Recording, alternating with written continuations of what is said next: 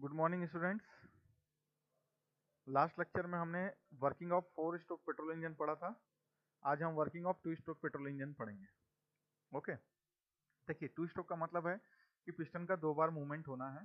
ठीक, एक बार ऊपर से नीचे की तरफ होगा या नीचे से ऊपर की तरफ होगा, एक बार उसके अपोजिट होगा। ठीक है, अब इसमें 2 स्ट्रोक में ही सारे प्रोसेस हो जाते हैं। प्रोसेस क्या क्या है? हमारे 4 मेन प्रोसेस हैं: सक्शन, कंप्रेशन, एक्सपेंशन या पावर और एग्जॉस्ट। ठीक है, फर्स्ट स्ट्रोक देखते हैं। फर्स्ट स्ट्रोक में क्या होता है? इस स्ट्रोक में इनलेट और एग्जॉस्ट वाल्व दोनों खुले हुए होते हैं। ठीक है, क्रैंक केस से पेट्रोल और एयर का मिक्सचर जो है, क्योंकि पेट्रोल इंजन में एयर और पेट्रोल का मिक्सचर यूज होता है, सिलेंडर में प्रवेश करता है। पिस्टन जो होता है वो बीडीसी से टीडीसी की तरफ मूव करता है तथा दोनों वाल्व बंद हो जाते हैं और फिर कंप्रेशन स्ट्रोक स्टार्ट हो जाता है। कंप्रेशन के बाद स्पार्क प्लग द्वारा फ्यूल को इग्नाइट करते हैं। देखिए इसमें होता क्या है कि इस स्ट्रोक में इनलेट एग्जॉस्ट वाल्व पहले से खुले हुए होते हैं। ठीक है, और जिस कारण से इसमें पेट्रोल और एयर का मिक्सचर अपने आप प्रवेश कर जाता है। पहला चीज तो ये हो गया, पिस्टन का कोई मूवमेंट नहीं है। अब जब पेट्रोल एयर का मिक्सचर आ जाता है तो उसके बाद हम क्या करते हैं, इसको ऊपर की तरफ बढ़ाते हैं, बीडीसी से टीडीसी की तरफ मूव कराते हैं और आपका फ्यूल कंप्रेस होता है। और फ्यूल जब कंप्रेस हो जाता है तो उसको हम स्पार्क प्लग से इग्नाइट कर देते हैं। ठीक है, तो ये हो गया पहले स्ट्रोक का काम। सेकंड स्ट्रोक का काम क्या है? सेकंड स्ट्रोक का काम ये है कि सेकंड स्ट्रोक में अब एक्सपेंशन और एग्जॉस्ट दोनों चीजें होंगी। ठीक है, देखिए कंबसन से उत्पन्न फ्लू गैसेस के कारण हाई प्रेशर जनरेट होता है, वो पिस्टन को ऑटोमेटिकली टीडीसी से बीडीसी की तरफ ले जाता है। कंप्रेशन स्ट्रोक हो गया, इग्नाइट कर दिया फ्यूल को, तो फ्यूल हाई पावर जनरेट हुआ इंजन में और इसके कारण क्या हुआ, आपका पिस्टन ऑटोमेटिकली टीडीसी से बीडीसी की तरफ आ गया। ओके, अब जब पिस्टन बीडीसी पे पहुंच जाता है तो दोनों वाल्व खुल जाते हैं और इनलेट वाल्व से एयर और फ्यूल का मिक्सचर अंदर आ जाता है तथा आउटलेट वाल्व से एग्जॉस्ट जो गैसेस हैं वो बाहर निकल जाते हैं। तो इस प्रकार से 2 स्ट्रोक में ही एक साइकिल पूरा हो जाता है। इसका उपयोग क्या हो? इसका उपयोग होता है मोपेड में, स्कूटर में, मोटरसाइकिल में, 4 व्हीलर में। तो सिंपल सा है दोनों स्ट्रोक। ठीक है, अब इसमें क्या हो रहा है? फर्स्ट स्ट्रोक में पहले तो पिस्टन बीडीसी में है, वॉल्व खुले हुए हैं, एयर पेट्रोल का मिक्सचर आ गया और कंप्रेशन स्ट्रोक हो गया, तो दोनों चीजें एक साथ हो गई फर्स्ट स्ट्रोक में। सेकंड स्ट्रोक में क्या हुआ? जब पावर जनरेट हुआ, पिस्टन टीडीसी से बीडीसी की तरफ आया और जैसे बीडीसी में पहुंचा तो दोनों वॉल्व खुल गए और दोनों वॉल्व खुल गए तो एग्जॉस्ट वॉल्व से जो भी फ्लू गैसेस है वो बाहर निकल गई और इनलेट वॉल्व से बाकी सारी चीजें, एयर पेट्रोल का मिक्सचर नीचे की तरफ आ गया। ठीक है, अब हम देखते हैं working of diesel engine for 2 stroke and 4 stroke engine. देखिए डीजल इंजन में सक्शन स्ट्रोक के समय में केवल एयर का सक्शन होता है। ठीक है, डिफरेंस आपको बता रहा हूँ, सारी चीजें सेम है, जैसा 2 स्ट्रोक में है चीजें वैसे ही हैं, 4 स्ट्रोक में भी सारी चीजें वैसे ही हैं जैसे कि पेट्रोल इंजन में थी। अब चेंजेस क्या आ रहा है वो देख लेते हैं। ठीक है, देखिए डीजल इंजन में क्या होता है, जब सक्शन स्ट्रोक होता है तो सिर्फ एयर का सक्शन होता है। पेट्रोल इंजन में एयर प्लस पेट्रोल दोनों, एयर प्लस फ्यूल दोनों का सक्शन होता है। ठीक है, तो डीजल इंजन में सिर्फ एयर सक्शन होता है तथा कंप्रेशन स्ट्रोक के बाद जब सिलेंडर में प्रेशर टेम्परेचर बहुत हाई हो जाता है तब यहाँ पर हम क्या करते हैं, एक इंजेक्टर के द्वारा, अंतः छिपक के द्वारा, इंजेक्टर मतलब एज अ इंजेक्शन, जैसे इंजेक्शन जो यूज होता है वो इंजेक्टर से होता है। ठीक है, इंजेक्ट करना मतलब किसी चीज को अंदर डालना। इंजेक्टर द्वारा डीजल को, डीजल इंजन है तो यहाँ का फ्यूल है डीजल, तो डीजल को हम क्या करते हैं, स्प्रे करते हैं और फ्यूल प्रज्वलित हो जाता है और पिस्टन टीडीसी से बीडीसी की तरफ मूव करता है। बाकी सारी क्रियाविधियां, वर्किंग जो है वो पेट्रोल इंजन के समान ही है। एक बार और समझते हैं कि पेट्रोल इंजन में एयर प्लस पेट्रोल का मिक्सचर जो होता है वो सक्शन स्ट्रोक में सक होता है, पर डीजल इंजन में सिर्फ और सिर्फ एयर का सक्शन होता है। पहली चीज है। दूसरी चीज ये है कि जब कंप्रेशन स्ट्रोक खत्म होता है पेट्रोल इंजन में तब हम क्या करते हैं, स्पार्क प्लग से स्पार्क देते हैं, चिंगारी देते हैं, जिसके कारण फ्यूल जलता है। पेट्रोल इंजन में क्या होता है, कंप्रेशन ज्यादा होता है, हाई कंप्रेशन रेशियो होता है, बहुत पेट्रोल इंजन से ज्यादा कंप्रेशन रेशियो होता है, ज्यादा कंप्रेस करते हैं। तो फ्यूल का टेम्परेचर प्रेशर जो, सॉरी, एयर का टेम्परेचर और प्रेशर, एयर सक हुआ, एयर कंप्रेस होगा, तो कंप्रेस्ड एयर, एयर को बहुत ज्यादा कंप्रेस करने से उसका टेम्परेचर और प्रेशर बहुत ज्यादा हाई हो जाता है और जब बहुत ज्यादा हाई होता है तो उस केस में क्या होता है कि डीजल जो फ्यूल होता है तब हम उसको स्प्रे करते हैं। वहां पे क्या कर रहे थे, पेट्रोल इंजन में हम स्पार्क प्लग से चिंगारी दे रहे थे, पर यहाँ पर हम क्या करेंगे, डीजल को स्प्रे करेंगे। डीजल को स्प्रे जब करते हैं तो पहले से ही जब टेम्परेचर बहुत ज़्यादा हाई है, प्रेशर भी बहुत ज़्यादा हाई है, तो फ्यूल इग्नाइट हो जाता है और जिससे बहुत ही ज़्यादा एनर्जी रिलीज होती है। तो बड़े गाड़ियों में डीजल इंजन को हम यूज़ करते हैं, उसमें स्पार्क प्लग वगैरह यूज़ नहीं होता है। ये डिफरेंस है दोनों में। ओके, तब मुझे लगता है कि आप लोग समझ गए होंगे, नहीं भी समझे हैं तो हम नेक्स्ट क्लास में इसके बारे में और चर्चा करेंगे जूम की क्लासेस में। गवर्निंग ऑफ आईसी इंजन देखते हैं, अंतर्दहन इंजनों का नियंत्रण देखते हैं, कैसे इसको अधिनियंत्रण होता है, गवर्निंग होता है। देखिए क्वालिटेटिव गवर्निंग जो है, गुणात्मक अधिनियंत्रण कैसे होता है। यह मेथड डीजल इंजन के लिए उपयोग करते हैं। इस मेथड में हम फ्यूल की क्वांटिटी को रेगुलेट करते हैं, जबकि एयर क्वांटिटी फिक्स होती है। मतलब क्या होता है, एयर क्वांटिटी तो हमेशा फिक्स होगा, पर फ्यूल क्वांटिटी जब हमको जैसा जरूरत है उस हिसाब से हम यूज करते हैं। जब इंजन स्टार्ट होता है तब फ्यूल क्वांटिटी को कम मात्रा में सप्लाई करते हैं। जब इंजन की स्पीड ज़्यादा होती है तब फ्यूल सप्लाई कम सप्लाई करते हैं। और जब इंजन स्पीड कम होती है तो या फिर लोड ज़्यादा होता है तब फ्यूल सप्लाई हम ज़्यादा करते हैं। तो इस तरह की गवर्निंग को हम बोलते हैं क्वालिटेटिव गवर्निंग। इसके लिए गवर्नर का यूज़ करते हैं, जनरली सेंट्रीफ्यूगल गवर्नर या हार्टनेल गवर्नर को यूज़ करते हैं। देखिए फिफ्थ सेमेस्टर में आप लोग पढ़ेंगे थ्योरी ऑफ मशीन, जहाँ पे आप सेंट्रीफ्यूगल गवर्नर और हार्टनेल गवर्नर के बारे में बहुत अच्छे से पढ़ेंगे। ठीक, सेंट्रीफ्यूगल गवर्नर को डिजाइन किया था जेम्स वाट ने, इन्वेंशन किया था जेम्स वाट ने, इसीलिए इसको वाट गवर्नर भी कहते हैं। जेम्स वाट वही जिन्होंने स्टीम इंजन की भी कभी इन्वेंशन किया था। फिर देखिए क्वांटिटिव गवर्निंग, मात्रात्मक अधिनियंत्रण। यह मेथड पेट्रोल और गैस इंजन में एयर तथा फ्यूल के मिक्सर को कंट्रोल करने के लिए उपयोग किया जाता है। गवर्नर जो कि टोटल वॉल्व से कनेक्ट होता है, आवश्यकता अनुसार एयर तथा फ्यूल के मिक्सर को कम या ज्यादा करता है। ठीक है, इसमें भी गवर्नर का यूज करते हैं। जब इंजन पे लोड कम होता है तो फ्यूल सप्लाई कम करते हैं, जब इंजन पे लोड ज्यादा होता है तो फ्यूल सप्लाई बढ़ाते हैं। तो इस तरह से इसमें क्वांटिटिव गवर्निंग करते हैं। हिट एंड मिस गवर्निंग का मतलब है घात चूक अधिनियंत्रण, हिंदी में कहते हैं। इसमें क्या होता है, यह मेथड गैस इंजन में यूज करते हैं। इसमें जरूरत के हिसाब से हम फ्यूल सप्लाई देकर चेक करते हैं, और अगर जरूरत होता है तो फिर बढ़ाते हैं, या वाइस वर्सा भी हो सकता है। इन कारणों से इस इंजन की एफिशिएंसी प्रभावित होती है या कम हो जाती है।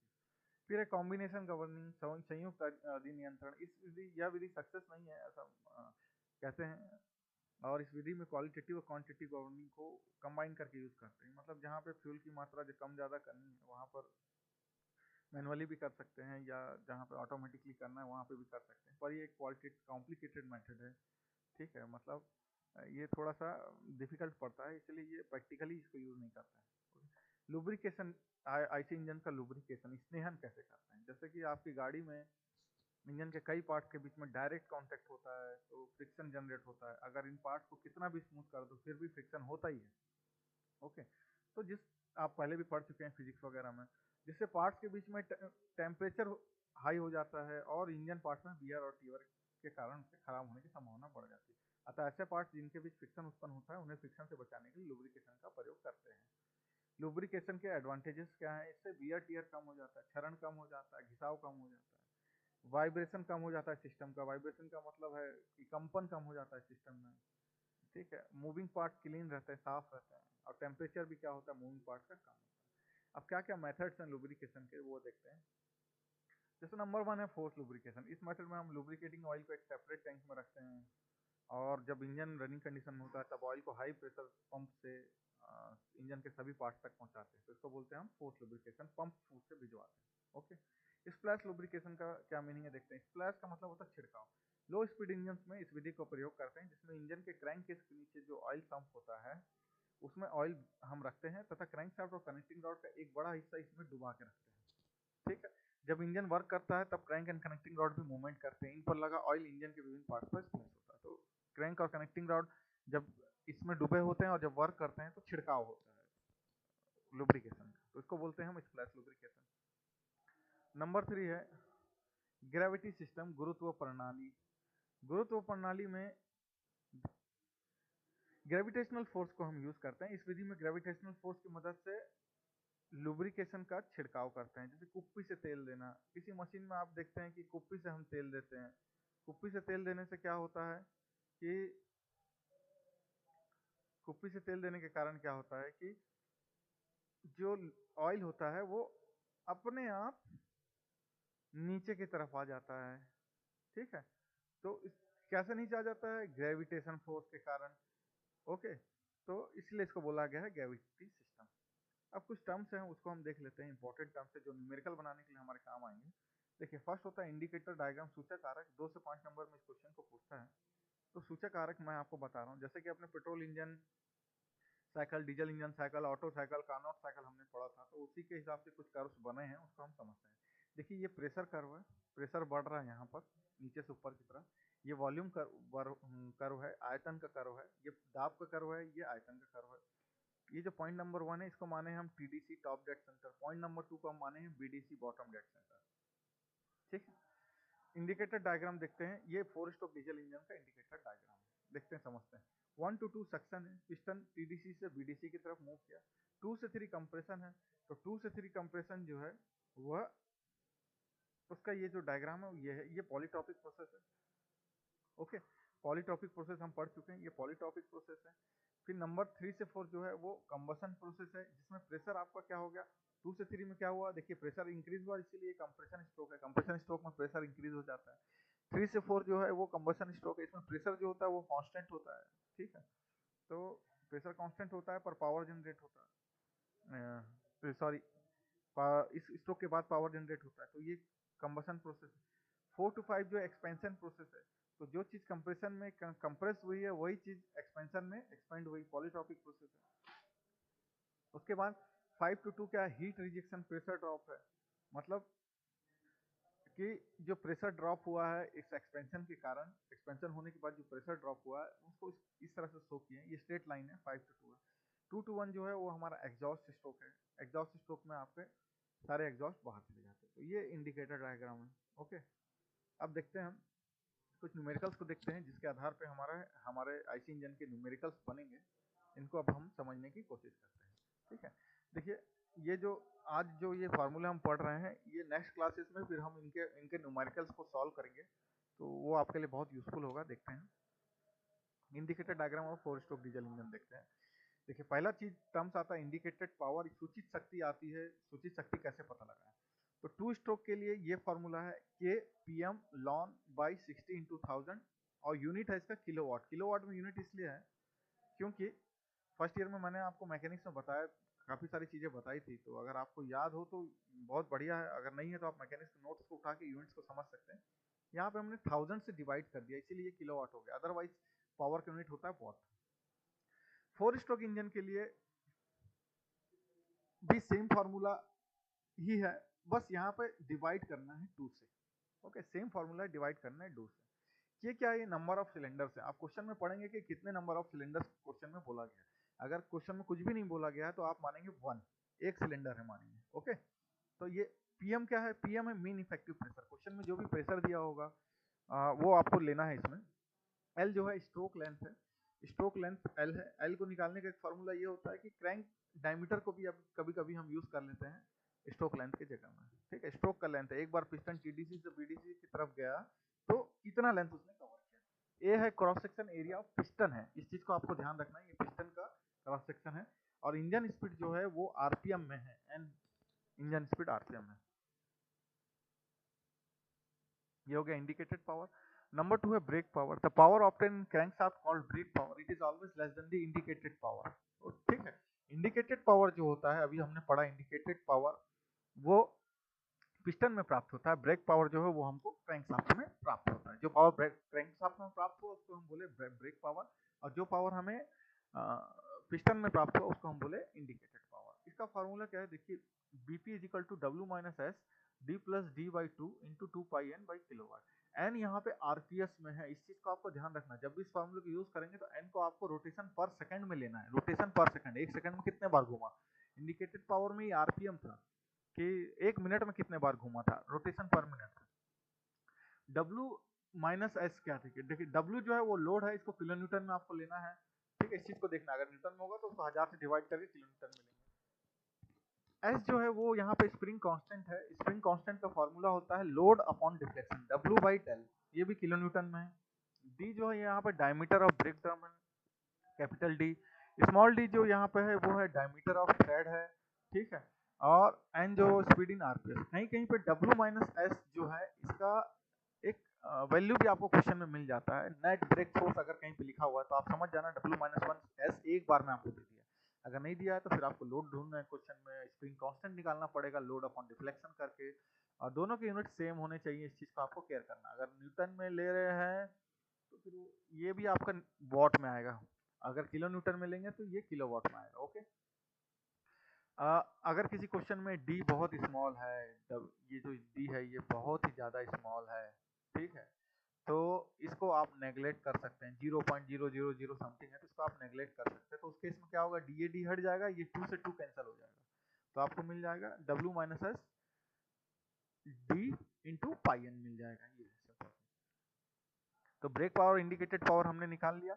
मैकेनिकल इफिशिएंसी अगर क्वेश्चन में निकालने के लिए आता है तो आपको कैसे निकालना है, brake power divided by indicated power करना है, बीपी बाई आईपी करना है। ओके, ठीक है, बीपी मतलब ब्रेक पावर, आईपी मतलब इंडिकेटेड पावर। इसके अलावा देखिए, अगर इंडिकेटेड थर्मल इफिशिएंसी क्वेश्चन में निकालने के लिए अगर आपको मिल रहा है, सूचित दक्षता अगर आपको देखने के लिए मिल रहा है, इंडिकेटेड का मतलब होता है सूचित, ओके, इफिशिएंसी का मतलब है दक्षता, अगर ये देखने के लिए मिल रहा है तो इंडिकेटेड थर्मल इफिशिएंसी निकालने के लिए आपको क्या करना है, IP by MF into CF करना है, जहाँ पे एमएफ है फ्यूल कंजप्शन पर सेकेंड, हर सेकंड कितना फ्यूल लग रहा है, इसका मास आपको रखना है केजी पर सेकंड में, और सीएफ है calorific value of fuel, fuel का कैलोरीफिक वैल्यू क्वेश्चन में दिया होगा, उस क्वेश्चन से आपको कैलोरीफिक वैल्यू ऑफ फ्यूल को पिक करना है, जिसका यूनिट होगा किलो जूल पर केजी, और यहाँ पर रखना है।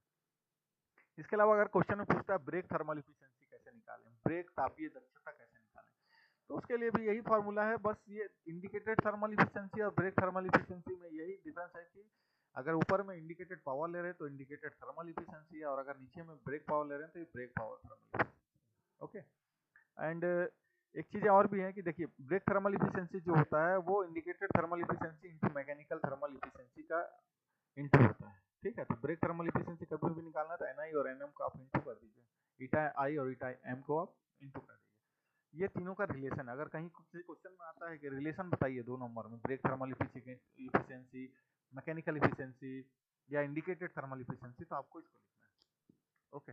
किसी क्वेश्चन में ब्रेक पावर निकालने के लिए अगर ब्रेक पावर दिया हुआ, अगर किसी क्वेश्चन में बीपी अगर दिया हुआ है तो वहां पर बीपी या हमने निकाल लिया है, बीपी निकालने का फार्मूला भी हमारे पास है।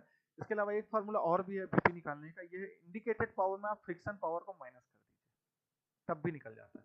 या किसी क्वेश्चन में फ्रिक्शन पावर पूछा है तो आपको क्या करना है, फ्रिक्शन पावर को यहाँ ले जाना है, ब्रेक पावर को यहाँ ले जाना है, आईपी में बीपी को घटाना है, तो आपको यहाँ से एफपी भी मिल जाएगा, फ्रिक्शन पावर मिल जाएगा। एक क्वेश्चन और कहीं कहीं पे पूछ लेता है, स्पेसिफिक फ्यूल कंजप्शन पूछ लेता है। तो स्पेसिफिक फ्यूल कंजप्शन क्या है, एमएफ बाई बीपी है। एमएफ क्या है, फ्यूल कंजप्शन पर आवर है, पर आवर में इसको लेना है, आपको इस चीज को ध्यान रखना है, और उसको डिवाइड कर देना है ब्रेक पावर से। ये छोटी छोटी चीजें हैं जिनको आपको समझना है। ओके, तो आज के लेक्चर में हम इतना ही पढ़ रहे हैं, और नेक्स्ट लेक्चर में हम आईसी इंजन के सारे न्यूमेरिकल्स को बनाएंगे। आपको कुछ भी डाउट्स होता है तो हम जूम क्लासेस में, आप नोट करके रखिए सारे डाउट्स को, हम जूम क्लासेस में इसको कैरी करेंगे। और मुझे पता है कि आप लोगों को ऑनलाइन पढ़ने में कुछ चीज़ें प्रॉब्लम आ रही होंगी, तो जैसे ही कुछ भी एग्जाम्स वगैरह आपका डेट्स डिक्लेयर होता है तो हम कोशिश करेंगे, या कोरोना की वैक्सीन वगैरह आ जाती है तो हम कोशिश करेंगे कि क्लासेस आपकी यहाँ पर चालू करवाएं और आपको अच्छे से यहाँ पर बहुत अच्छे से और भी चीज़ें पढ़ाएं। तो ठीक है, आज की वीडियोस में इतना ही है। Thank you so much.